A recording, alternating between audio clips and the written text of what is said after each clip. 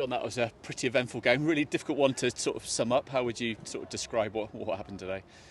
Well, I mean, firstly I want to thank the fans, because our fans were superb. Making the long tip down, got behind the lads in the team, fantastic. So good pat on the back for them, and we went over and applauded them. But in terms of the game, I thought we started really well. Thought we started really bright, first 10 minutes, and then the first attack, they've ended up scoring a goal. We spoke about clearing our lines, clearing our box, the 18-yard box that is. So the ball's come in with their first attack, and I think Faz has ended up getting a bit of a connection on it, not the right one, and it's fell to McLaughlin on the back post, and then he's had the shot, and I think it's deflected off his Seb Quirk, is it? So, deflection. It's a bit deflated with their first attack, but we kept believing. There was loads of positives to take from the first half. We kept believing what we were trying to do, trying to play football the right way, turning when we had to turn them, so making better decisions. And then I think it was only justifiable that we got back in the game with Sean Whalley. And what can you say about Sean Whalley? His goal was great. He's just playing beyond his years, and he's absolutely brilliant. Disappointed not to go in, I think, at half time. Leading, but you take that away from home, you regroup, you sit them down, you say how well we're doing, can we improve here? But there was plenty of positives, especially in the first half. And if you had been leading at the break, I don't think anyone could have had any complaints, because you deserved it. It was a great response, went behind, didn't let your heads drop, and you were knocking on the door constantly after that. Well, that's what I'm saying, Ross. I mean, it's great that you can see that, and I can see the same thing. I'm trying to convince the players in there, and they're a little bit down. That is the right thing, and it is what we're doing, but we have to reward ourselves.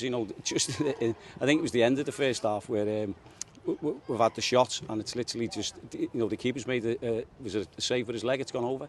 So the deflection there for them goes in, and you could say the deflection off the centre half, it goes over the bar. So that's a little bit of luck. That's not what it is at the minute, but you make your own luck, and I think that'll come.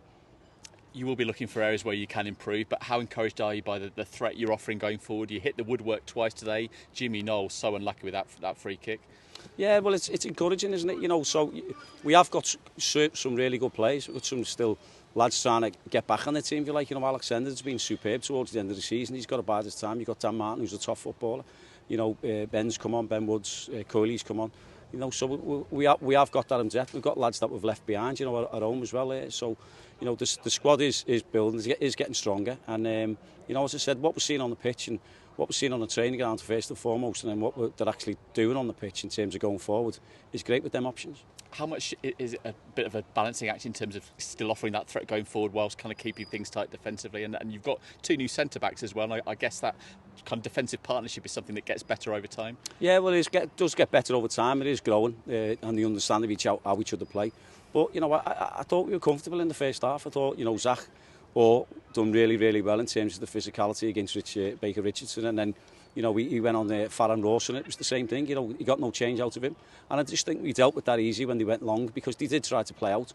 I thought we jumped on them really well, and we had chance after chance, if you like, and we have to take them when we didn't. They did, and that's the football, isn't it? It's still really early in the season. Back at home, you've got a run of games at home as well in all competitions. That's a good maybe a platform to kind of kick-start the season. Well, it is. It has to. I think we have to sort of lick our wounds now. I think we have to take the positives out of it, as I've just said to all the lads, because we are a good side. We are a good side, and yet some of us, most of us are young lads, and they are learning. They are learning on the job, so they're going to make mistakes.